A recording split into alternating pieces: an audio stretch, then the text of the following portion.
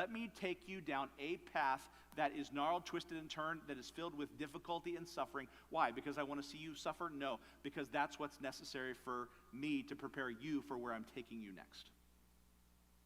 And the pathway to the leadership that Joseph will have as the number 2 in charge of the known world, even for purposes that Joseph won't even realize until he gets to heaven, but we know, because we know how the story continues, God is going to take Joseph's life in a direction that Joseph never would have wanted, that he never intended, that he never would have chosen for himself. But it's the same story for everybody that God uses. Everybody that God uses never would have picked the life that they had.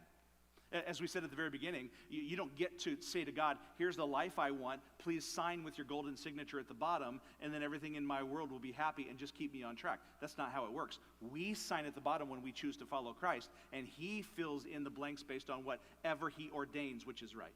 What he knows is true, what he ordains is right, because of what he wants to do in our life is the very thing that God does. And our hearts yielded to him gives us great freedom. And here's the freedom you're going to see this morning as Joseph suffers. He has the freedom to hold on to the invisible hand of God that will not let go of him.